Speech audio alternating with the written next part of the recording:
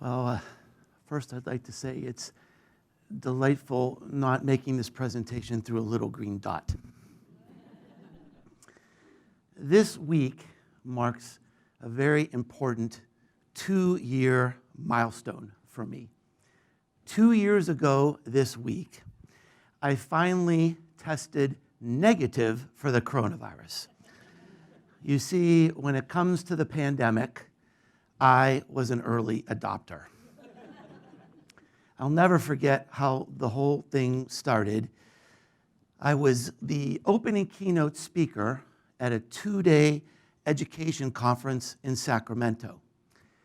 They did not have the second day. People were so scared, so panicked. The organizers just said, go home. I went home. My wife was at a family ski trip, brought home the gift that keeps on giving, and I got really sick. I had a fever for 15 straight days. I had this terrible pressure in my chest. I had hypoxia. Wasn't getting enough oxygen to my brain. I couldn't think, I couldn't read, I couldn't write, I couldn't concentrate on anything. It was like being on the top of Mount Everest without an oxygen tank. Really, the only thing I was capable of doing was watching back-to-back episodes of Curb Your Enthusiasm. Larry David got me through my illness. And when I finally awoke from my haze, I realized that in a 48-hour period while I was sick, my business had gone to zero. My speaking engagements had been canceled. My consulting contracts were canceled. My customers said, we love you, Mark, but not right now. We have to go save our business. I've taught at Rutgers University for 11 years. All my classes were canceled. Even my book sales dropped to zero. And I realized that I had built this meaningful and rewarding career over decades, and it went poof. I had become irrelevant. Now, this idea of becoming irrelevant is a rather modern notion. I remember reading about the Louisiana Purchase. Thomas Jefferson had the opportunity to double the size of America for not very much money. And believe it or not, there was a lot of friction about it. There was a backlash because people thought, this is foolhardy. Don't you know you can only govern a country a 2-day horse ride from the center? They pointed at Europe. Look at all the countries in Europe. They're about the same size. They're about a 2-day horse ride from the center. They couldn't imagine that anything would ever change. You governed by your horse. The people of the day did the jobs their parents did, who did the jobs their parents did, basically with the same tools and the same processes. Now, irrelevancy, for most of human history, we could see it coming at us. Oh, there's an automobile. We don't need these horses anymore. Oh, there's the internet. We better take some classes and upgrade our skills and learn how to do this. And the fact that I became irrelevant in 48 hours may seem extreme, but I don't really think it's that uncommon anymore. The world is changing so fast and in so many unpredictable ways that I think we're going to see this more and more. I have a friend in Austin. He's in the financial technology industry.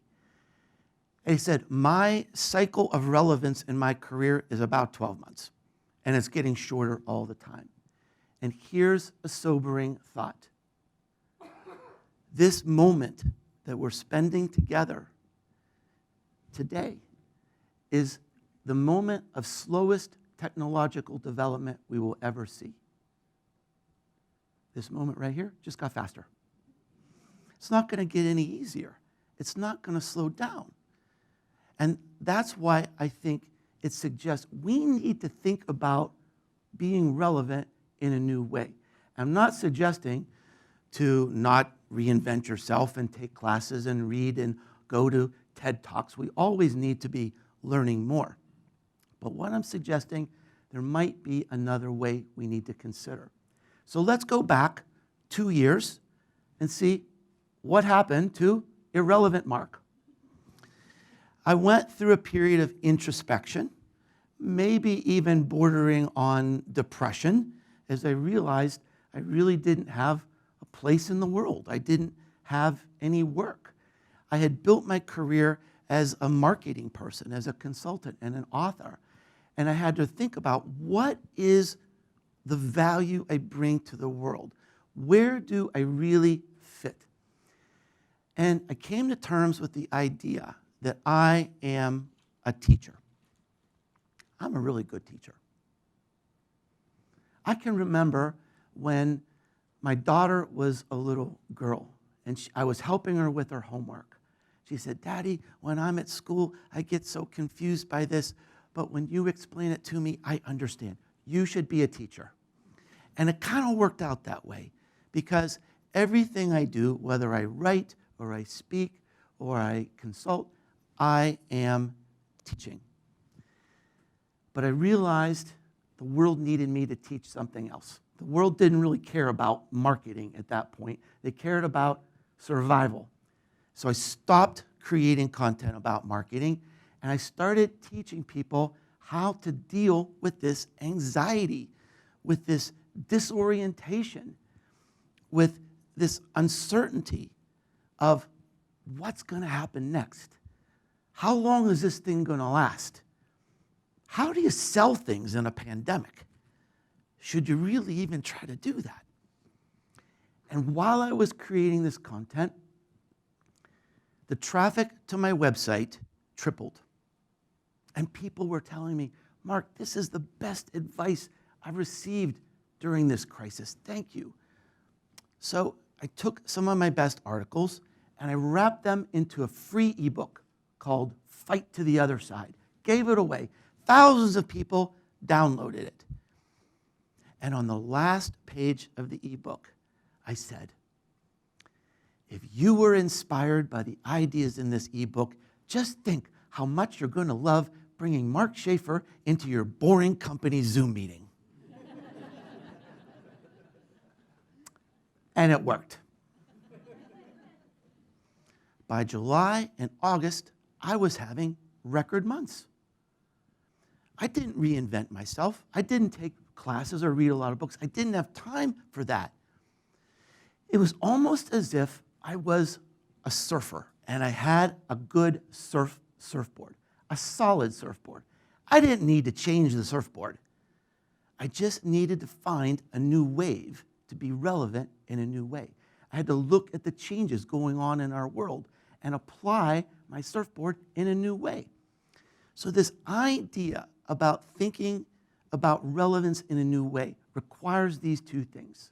First, we have to really assess where is our value in the world in a deep and introspective way. And then we have to look at the trends, the shifts, the fractures in the status quo that are happening in the world and see if we can apply those advantages in a new way. Now, here's the good news. Most of these skills and experiences we've accumulated in our lives have come from something random. We don't really necessarily need to have a huge college education or $1 million in the bank. Here's a little exercise I do with my students. I have them think about where you were 10 years ago and think about where you are today. Did you get there from a strategy or a vision? Or was it kind of accidental? Was it kind of random?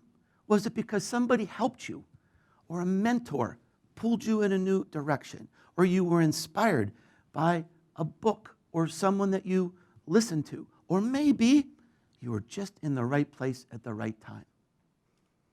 I can draw a direct line from this stage today to a random conversation I had in the early 1990s. I was stuck in my marketing job, and I was trying to figure out, what am I going to do? What's going on? And there was this new thing beginning called the internet. And I had a radical idea. I think there could be a business application to the internet. So I went to my boss and I said, I would like to explore this. I would like an AOL account, and I'd like to put it on my expense account. After much debate, because he thought this $9.99 a month was total waste, he said, okay. And that launched me into a new trajectory. This random conversation just created a whole new opportunity, a whole new life. Now, here's the second part. I didn't just have an idea. There's no momentum with just an idea. There's no relevance with just an idea. You have to pursue the idea. And it has to fit with something going on in the world, one of these shifts. Now, in my book, I describe this shift as a scene. And the analogy I use is American football. Now, I have been assured that I'm speaking to you today here in Texas, so everyone in this room knows football. In case you don't worry. This is a visualization that's very easy to understand. In American football, there are two teams that stand face to face, strength against strength. And the coaches are actually in a booth high above the field, looking for a change. Is there somebody on the other side out of place? Are they overmatched? Are they tired? Is there a way we can use our strength? We can take all of the advantages we have and burst through this seam with all our power and all our might for as long as we can until the opportunity might close. And that's really what happened to me. I'm not doing fight to the other side Zoom call meetings anymore. Business has sort of moved on beyond that. But I'm looking for the next wave. And that's what we need to do, because the waves keep coming at us. That's how we need to look at our personal relevance and the strategy for our businesses. Now, I want to tell you why this is so important now. Because these opportunities come through these waves of change, through these fractures in the status quo. And my friends, I could argue that we are living in the biggest fracture in the status quo in the history of the human race. It's called the pandemic. Everything is changing. Everything is being renegotiated. How we work, where we work, when we work. I suppose even for some people, if we work, seems to be a thing these days. How we connect, how we relate, how we commune, how we learn, how we educate. Even our relationship with food is being renegotiated. Did you know this year, applications to culinary schools have doubled? We've rediscovered how to cook. Those sourdough recipes paid off, I guess, for a lot of people. And that's why this is such an important time, because there's never been a better time. There's never been a more amazing time. There's never been a more promising time to become newly relevant. Thank you.